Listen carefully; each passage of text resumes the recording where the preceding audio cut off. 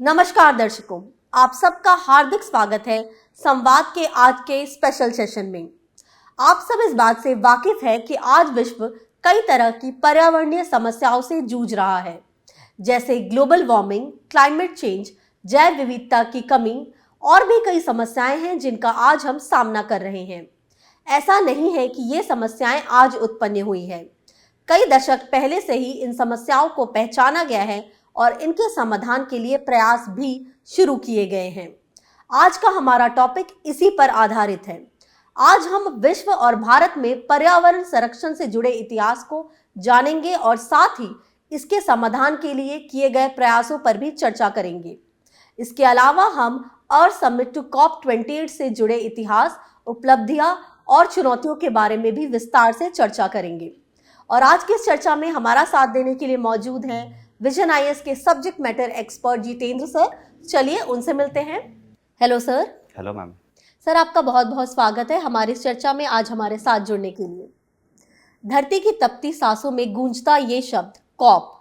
हर साल UNFCCC COP दुनिया को एक मुख्य मंच प्रदान करता है जहां शक्तिशाली नेता एकत्र होते हैं।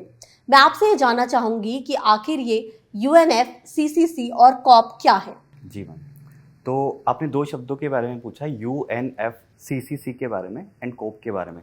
तो पहले हम बात करते हैं UNFCCC के बारे में। तो इसका फुल फॉर्म की अगर हम लोग बात करें तो वो है United nation framework convention for climate change. ठीक है, अगर इसकी बात करें तो एक ये इंटरनेशनल एनवायरमेंटल ट्रीटी है जो कि 1992 में अर्थ समिट के दौरान रियो डी जेनेरियो में साइन की गई थी। ठीक है, इस ट्रीटी का जो इंटरनेशनल एनवायरमेंट ट्रीटी है, इसका मुख्य उद्देश्य ये है कि जो ग्लोबल वार्मिंग की जो समस्या चल रही है उसको देखना और उसके समाधान के लिए प्रयास करना। साथ ही साथ में अगर हम COP की बात करें तो COP का फुल फॉर्म होगा कॉन्फ्रेंस ऑफ पार्टी। ठीक है, कॉन्फ्रेंस ऑफ पार्टीज जो है वो UNFCCC के अंतर्गत जो एक सालाना सम्मेलन होता है जिसमें विश्व के जितने भी प्रमुख नेता हैं वो मिलते हैं और जितने भी मेंबर कंट्रीज होती हैं वो इसमें पार्टिसिपेट करती है। तो COP के अंतर्गत क्या होता है कि जो जलवायु परिवर्तन है एंड ग्लोबल वार्मिंग की जो समस्या है उसके तहत देखा जाता है कि क्या क्या रणनीतियाँ अपनाई गई हैं, कितना उनका लाभ हुआ है और भविष्य में उन समस्याओं के समाधान के लिए और क्या क्या नीतियाँ और रणनीतियाँ बनाई जा सकती हैं। तो यह COP और UNFCCC के बारे में। जी सर, आपने रियो अर्थ समिट 1992 की बात की, तो मैं आपसे इसके बारे में विस्तार से जानना चाहूंगी। जी मैम, अगर हम रियो समिट की बात करें तो रियो समिट जो है वो 3 जून 1992 से लेके 14 जून 1992 के बीच में ब्राज़ील के एक शहर रियो डी जेनेरियो में आयोजित की गई थी। ठीक है, और इसे आधिकारिक रूप से अगर देखा जाए तो इसे पर्यावरण और विकास पर संयुक्त राष्ट्र कन्वेंशन के रूप में जाना जाता है। इस सम्मेलन की 3 महत्वपूर्ण उपलब्धियां रही हैं। हम लोग उसके बारे में बात करते हैं कि सम्मेलन में क्या क्या इनिशिएटिव लिए गए या उपलब्धियां रही गई हैं। अगर हम बात करें जो इसमें पहला इनिशिएटिव लिया गया था वो था पर्यावरण संरक्षण। जो एक शिखर सम्मेलन हुआ था इसका प्रमुख उद्देश्य था कि क्लाइमेट चेंज, वनों की कटाई, डेजर्टिफिकेशन और बायोडाइवर्सिटी का जो लॉस है उसको कम से कम करना है और इसके लिए वैश्विक स्तर पर जो प्रमुख देश है उनमें सहयोग स्थापित करना है। अगर हम दूसरी बात करें जो इसमें इनिशिएटिव लिया गया था वो था एजेंडा 21। एजेंडा 21 जो था वो सतत विकास यानी कि सस्टेनेबल डेवलपमेंट जो है उसके तहत एक व्यापक कार्य योजना प्रदान करता है।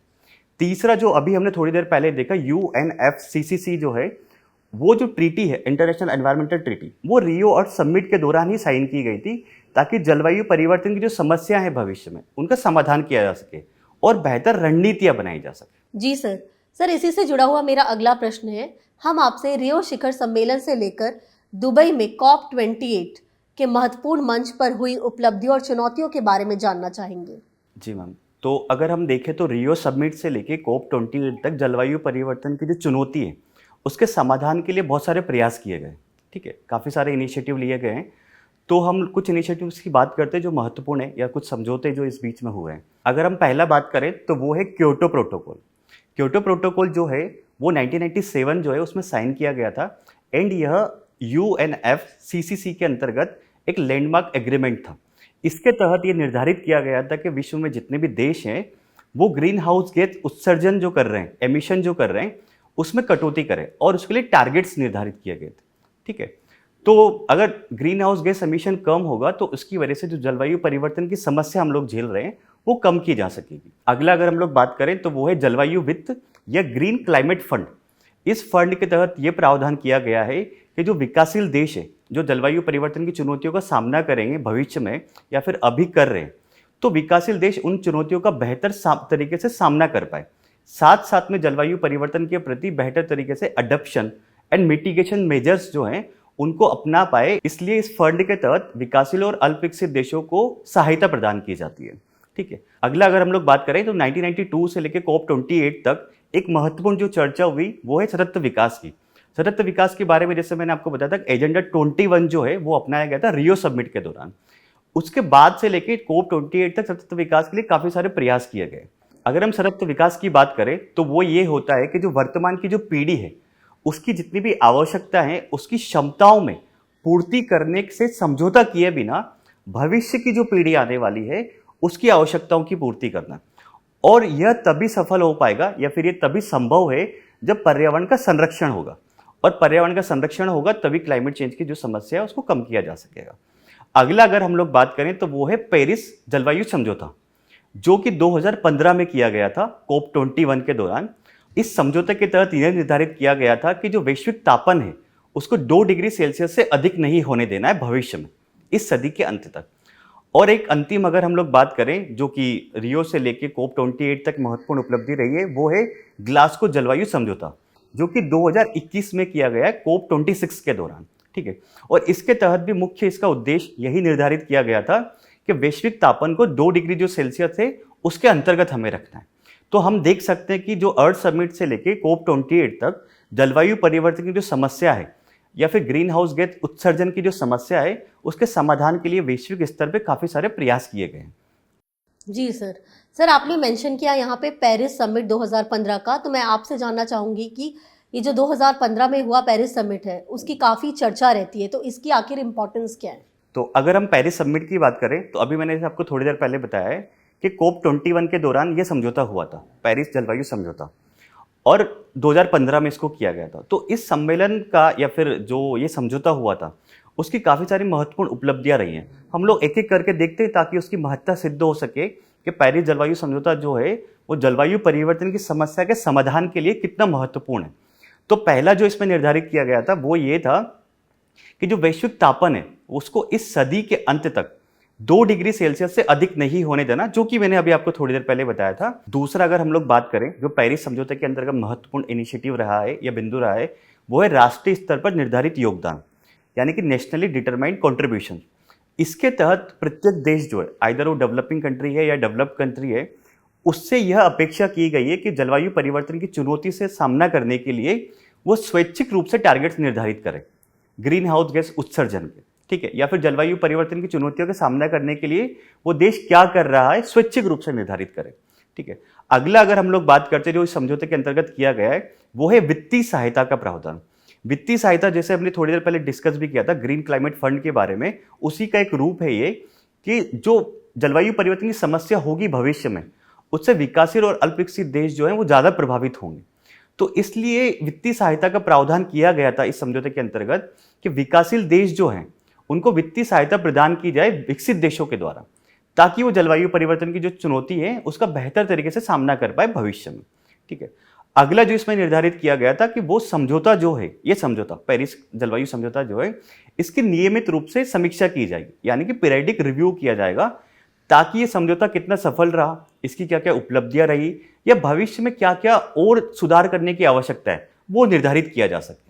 ठीक है, अगला जो इसमें निर्धारित किया गया था वो ये है कि विभिन्न जो राष्ट्र हैं उनकी भिन्न भिन्न राष्ट्रीय परिस्थितियां हैं, तो उसको देखते हुए इस सम्मेलन में या फिर इस समझौते के अंतर्गत विभेदित उत्तरदायित्व और संबंधित क्षमताओं का जो सिद्धांत है उसका पालन किया गया था। तो इस सिद्धांत के अंतर्गत यह है, इसका अर्थ ये है इस सिद्धांत का कि जो विकसित देश है वो जलवायु परिवर्तन या फिर कार्बन एमिशन के लिए ऐतिहासिक रूप से अधिक उत्तरदायी है। तो जलवायु परिवर्तन की जो चुनौती वर्तमान में विद्यमान है उसका सामना करने के लिए विकसित देशों के द्वारा ही अधिक प्रयास किया जाए, और जो विकासशील देश है उनको दंडित ना किया जाए वर्तमान में वो क्योंकि वो कार्बन उत्सर्जन कर रहे हैं इसलिए। तो हम देख सकते हैं कि पेरिस जलवायु समझौता जो है उसके अंतर्गत ये कुछ महत्वपूर्ण बिंदु या फिर महत्वपूर्ण जो इनिशिएटिव है वो निर्धारित किए गए थे।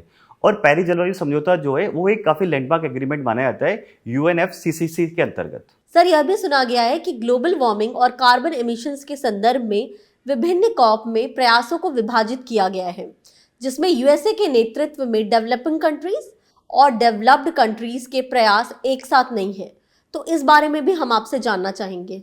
जी मैम, अगर हम बात करें जैसे कि आपने बताया कि डेवलप कंट्री और डेवलपिंग कंट्री के जो प्रयास है वो साथ साथ नहीं चल रहे हैं, तो हम देखते हैं कि क्लाइमेट चेंज और कार्बन एमिशन की जो समस्या है उसको लेके विकसित देश और विकासशील देशों के अलग अलग दृष्टिकोण हैं। अगर हम पहले बात करते हैं कि विकसित देशों का दृष्टिकोण क्या है, तो विकसित देशों का मानना है कि जलवायु परिवर्तन की जो समस्या है और उसके लिए कार्बन एमिशन को जो कम करना है उसमें विकासशील देश भी बराबर का योगदान दे जितना कि विकसित देश दे रहे हैं। वहीं विकासशील देशों का ये मानना है कि ऐतिहासिक रूप से कार्बन एमिशन के लिए जो विकसित देश है वो अधिक उत्तरदायी है, तो उनको अधिक जिम्मेदारी लेना चाहिए। और विकासशील जो देश है अभी विकास की प्रक्रिया में है, तो उन पर अनावश्यक रूप से कार्बन एमिशन को कम करने का दबाव नहीं बनाया जाना चाहिए। अब जो दृष्टिकोणों का अंतर है विकसित देशों के बीच में और विकासशील देशों के बीच में, इसके कुछ कारण हैं। अगर मैं कारणों की बात करूं तो दोनों देशों की जो आर्थिक क्षमताएं हैं वो अलग अलग है। साथ में अगर हम लोग बात करें तो विकसित देशों के पास बेहतर तरीके से एनर्जी रिसोर्सेज है, उनके पास टेक्नोलॉजी है जो कि विकासशील देशों के पास नहीं है। तो विकासशील देश जो है वो कार्बन एमिशन को कम नहीं कर सकते जब तक कि उनके पास संसाधन ना हो, टेक्नोलॉजी ना हो और बेहतर तरीके से एनर्जी रिसोर्सेज ना हो। अगर हम अगली बात करें तो दोनों देश जो हैं, विकासशील देश और विकसित देश जो हैं, उनके सामने अलग अलग चुनौतियां हैं। विकसित देश इस बात को लेकर चिंतित है कि हमें कार्बन एमिशन है वो किस तरह से कम करना है, परंतु हम लोग बात करें विकासशील देशों की या फिर अल्प विकसित देशों की, तो उनके सामने एक प्रमुख चुनौती ये है कि हमें गरीबी को कैसे कम करना है हमारे यहाँ पे और विकास को कैसे बढ़ावा देना है। तो हम देख सकते हैं कि विकसित देशों का जो दृष्टिकोण है और विकासशील देशों का दृष्टिकोण है वो अलग अलग है। और ये विभिन्न जो कितने भी कोप के सम्मेलन हुए हैं उसमें भी ये देखा जाता है। हाल ही में जो कोप 28 हुआ है उसमें विकसित देश जो है विकासशील देशों पर एक समझौता करने का दबाव बना रहे थे ताकि फॉसिल फ्यूल जो है उसको तेजी से फेज आउट किया जा सके, परंतु विकासशील देशों ने इसका विरोध किया वहां पे इस सम्मेलन में। और आने वाले सम्मेलनों में ये देखने को मिलेगा क्योंकि अभी तक आम सहमति नहीं बन पाई है क्लाइमेट चेंज और कार्बन एमिशन को लेकर। जी सर, आपने बिल्कुल सही कहा। सर, जैसा कि हम ये बात जानते हैं कि भारत प्रकृति का उपासक देश रहा है, ऐसे में UNFCCC के मंच पर पिछले 30 वर्षों में भारत द्वारा कई पहलें शुरू की गई हैं, तो हम उन पहलों के बारे में आपसे जानना चाहेंगे। जी मैम, अगर हम बात करें तो कोप के जितने भी सम्मेलन हुए हैं अभी, अर्थ समिट से लेके कोप 28 तक, भारत ने हर सम्मेलन में उत्साह से भाग लिया है। और भारत ने पिछले 30 वर्षों में जलवायु परिवर्तन की समस्या हो गई, ग्लोबल वार्मिंग हो गया या कार्बन एमिशन जो हो गया, उसको कम करने के लिए विभिन्न प्रयास किए। हम लोग कुछ महत्वपूर्ण प्रयासों की बात करते हैं जो इस बीच में भारत ने किए हैं 30 वर्षों में। तो अगर हम पहले प्रयास की बात करें तो वो है international solar alliance. International solar alliance जो है अभी जो हम लोगों ने थोड़ी देर पहले देखा था कोप 21 जो कि 2015 में हुआ था, जहां पे पेरिस जलवायु समझौता हुआ था। तो भारत और फ्रांस के द्वारा इंटरनेशनल सोलर अलायंस जो है वो कोप 21 के सम्मेलन के दौरान लॉन्च किया गया था। और इसका मकसद ये है कि सौर ऊर्जा जो है उसके विकास को एंड उसके उपयोग को बढ़ावा देना भविष्य में, ताकि और क्योंकि सौर ऊर्जा को उपयोग को इसलिए बढ़ावा देना क्योंकि सौर ऊर्जा जो है एक ग्रीन एनर्जी मानी जाती है और इससे कार्बन एमिशन कम करने में मदद मिल सकती है। अगर हम भारत द्वारा की गई अगली पहल की बात करें तो वो है हरित ग्रिड पहल, एक सूर्य एक विश्व और एक ग्रिड पहल। भारत के द्वारा यह पहल यूनाइटेड किंगडम यानी कि ब्रिटेन के साथ मिलकर 2021 में जब ग्लासगो सम्मेलन हुआ था उसके दौरान लॉन्च की गई थी। इस पहल का जो उद्देश्य है या फिर महत्व है वो है कि क्षेत्रीय और अंतर्राष्ट्रीय स्तर पर एक ग्रिड का निर्माण करना है, सोलर ग्रिड का, ताकि देशों के बीच में सहयोग और बढ़ सके। अगला अगर हम लोग पहल की बात करें जो कि भारत के द्वारा की गई है वो है मिशन लाइफ, पर्यावरण के लिए जीवन शैली। और यह जो पहल है ये भी कोप 26 का जो सम्मेलन हुआ था ग्लासगो में उसके दौरान भारत के द्वारा लॉन्च की गई थी। और मिशन लाइफ जो है वो एक तरह से पर्यावरण अनुकूल जो जीवन शैली है उसको अपनाने को लेके एक सामुदायिक और व्यक्तिगत स्तर पर जन आंदोलन के रूप में इसको देखा जा रहा है, ताकि पर्यावरण की जो सुरक्षा है और संरक्षा है उसको बढ़ावा मिल सके। अगर भारत के द्वारा की गई अगली पहल की बात करें तो यह है ग्रीन क्रेडिट पहल। जो कि भारत के द्वारा कोप 28 में, जो हाल ही में दुबई में आयोजित किया गया था, वहाँ लॉन्च की गई थी। और इस पहल के तहत जो व्यक्तिगत हो गया या फिर कोई निजी क्षेत्र हो गया या फिर कुछ समुदाय हो गया, अगर वो पर्यावरण के लिए कुछ कार्य करता है स्वैच्छिक रूप से, तो भारत सरकार की तरफ से या कोई एक ऐसा बाजार आधारित तंत्र बनाया गया है जो कि उनको पुरस्कृत करेगा कि आपने पर्यावरण के क्षेत्र में अच्छा कार्य किया है। तो इस प्रकार हम देखते हैं कि पिछले 30 वर्षों में भारत के द्वारा काफी महत्वपूर्ण इनिशिएटिव्स लिए गए हैं, ठीक है, जलवायु परिवर्तन की जो चुनौतियां उसके सामना करने के लिए। और इसी के कारण कोप का जो मंच है उस पे भारत जो है वो विकासशील जो देश है उनके एक नेता के रूप में उभरा है। सर, हमने दुबई में हुए COP 28 के बारे में बात की, तो मैं आपसे जानना चाहूंगी कि दुबई में हुए COP 28 में हुए विकास और समझौतों के बारे में। जी मैम, तो अगर हम लोग बात करें तो कॉन्फ्रेंस ऑफ पार्टीज की, तो कोप 28 जो है वो सबसे लेटेस्ट हुआ है जो जलवायु परिवर्तन की समस्या के समाधान के लिए। और ये हाल ही में दुबई में आयोजित किया गया था, लास्ट ईयर नवंबर और दिसंबर के इनिशियल में इसको आयोजित किया गया था। और यहाँ पे भी काफ़ी सारे महत्वपूर्ण समझौते किए गए और काफ़ी सारे महत्वपूर्ण जो है वो इनिशिएटिव लिए गए ताकि भविष्य में जलवायु परिवर्तन की जो समस्या है उसका समाधान किया सके। तो हम एक एक करके बात करते हैं कि यहाँ पे क्या क्या इनिशिएटिव लिए गए। पहला अगर हम लोग बात करें तो कोप 28 ने वैश्विक स्वास्थ्य दिवस जो है उसकी मेजबानी की पहली बार। इसका उद्देश्य, इसका महत्व ये है कि विश्व स्तर पर जलवायु परिवर्तन की जो समस्या हो रही है उसके स्वास्थ्य पर क्या प्रभाव होंगे इसके बारे में जागरूकता बढ़ेगी इस सम्मेलन से। साथ साथ में जो जलवायु परिवर्तन की समस्या है उसके समाधान में स्वास्थ्य क्षेत्र कैसे काम कर सकता है, इसको लेके भी जागरूकता बढ़ेगी या फिर आने वाले भविष्य में इसको लेके भी कार्य किया जा सकेगा। अगला जो इनिशिएटिव की अगर हम लोग बात करें जो कि COP 28 में लिया गया है वो है ग्लोबल डीकार्बोनाइजेशन एक्सेलरेटर। इसका अर्थ है, इसका उद्देश्य यह है कि हमें जो निम्न कार्बन अर्थव्यवस्था की ओर बढ़ रहे हैं उसके संक्रमण में तेजी लानी है, मतलब तेजी से हमें निम्न कार्बन अर्थव्यवस्था की ओर बढ़ना है। निम्न कार्बन अर्थव्यवस्था का अर्थ ये होगा कि कोई भी जो अर्थव्यवस्था है वो कार्बन एमिशन जो है वो कम से कम कर रही है। अगर कार्बन एमिशन कम होगा तो जलवायु परिवर्तन की जो समस्या है उसका समाधान किया जा सकेगा। अगला जो हम लोग बात करें जो कि COP 28 में इनिशिएटिव लिया गया है वो है ग्लोबल रिवर सिटीज अलायंस।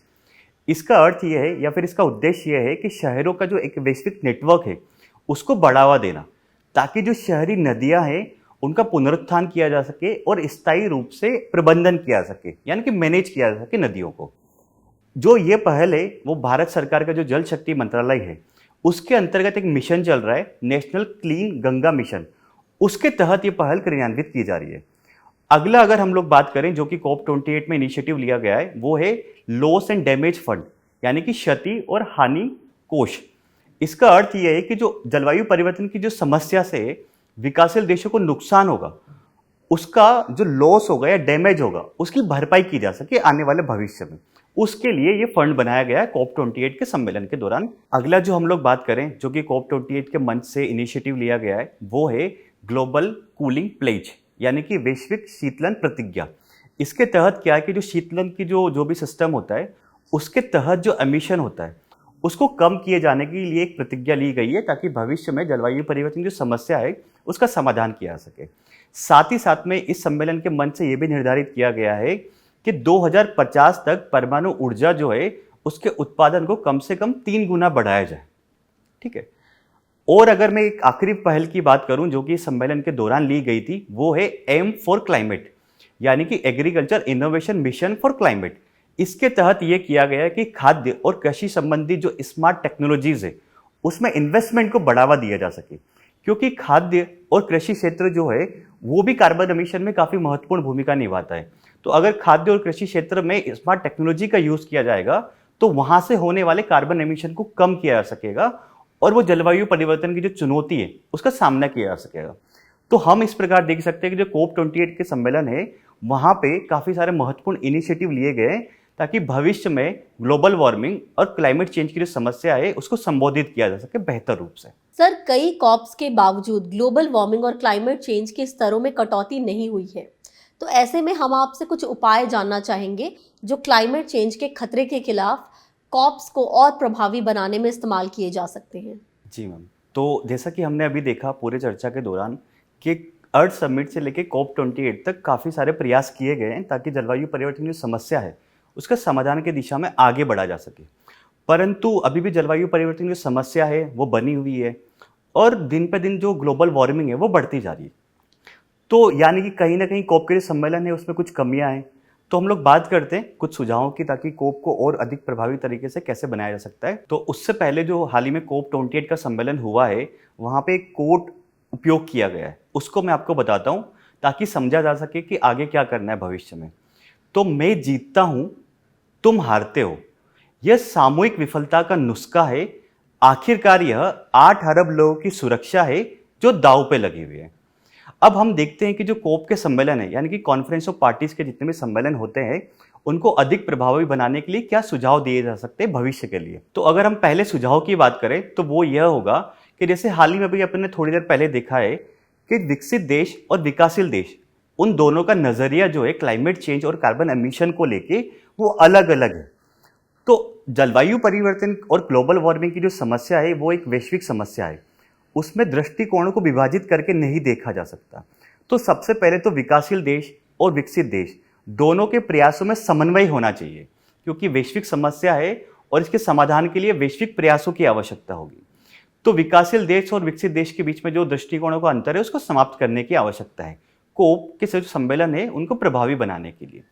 अगला अगर हम लोग बात करें तो जो कोप के सम्मेलन है उसमें विशेषज्ञों को बुलाया जाए, यानी कि वैज्ञानिक हो गए, जो एनवायरनमेंट के क्षेत्र में काम करने वाले विशेषज्ञ हो गए, उनको बुलाया जाए और उनसे इनपुट लिया जाए कि वो इस बारे में क्या सोचते हैं या फिर साइंटिफिक स्टडीज जो है वो क्या बताती है, ताकि जो कोप के जो रणनीतियां हैं भविष्य की उनको बेहतर तरीके से बनाया जा सके। अगला जो हम लोग देख सकते हैं सुझावों के स्तर पे वो ये होगा कि कोप के जो सम्मेलन होते हैं उसमें जितने भी इनिशिएटिव्स लिए गए हैं या फिर जो भी रणनीतियां बनाई गई है उनका कितना आउटपुट आया भविष्य में, उसकी समीक्षा किए जाने की आवश्यकता है। क्योंकि जलवायु परिवर्तन की चुनौतियों को देखते हुए अर्थ समिट से लेके कोप 28 तक लगभग 28 सम्मेलन हो चुके हैं, परंतु उनका रिव्यू हुआ नहीं हुआ, उनकी कितनी उपलब्धियां रही, ये अभी तक नहीं पब्लिक डोमेन में।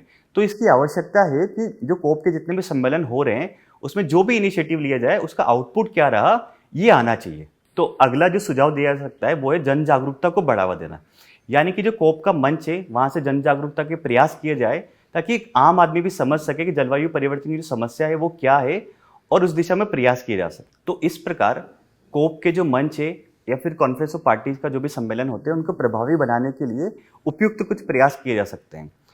और इसके साथ साथ में हम सब लोग मिलकर एक सकारात्मक दिशा में आगे बढ़ें ताकि पर्यावरण के क्षेत्र में अद्वितीय बदलाव ला सके और पर्यावरण के जो संरक्षण है उसको किया जा सके।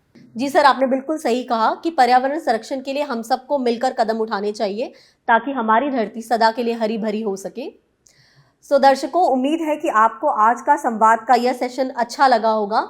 जाने से पहले 2 लाइनें पर्यावरण संरक्षण से संबंधित। ओजस्वी कदमों से बदलाव का ले संकल्प, ओजस्वी कदमों से बदलाव का ले संकल्प, हरी भरी हो धरती हमारी, करें मिलकर हम सब यही कल्प। अगर आपको आज के टॉपिक से रिलेटेड कोई प्रश्न है तो हमें कमेंट सेक्शन में लिखकर जरूर बताएं, और ऐसे ही महत्वपूर्ण मुद्दों पर वीडियोस देखने के लिए विजन आईएएस के यूट्यूब चैनल को फॉलो करना ना भूलें और हमसे जुड़े रहें। धन्यवाद।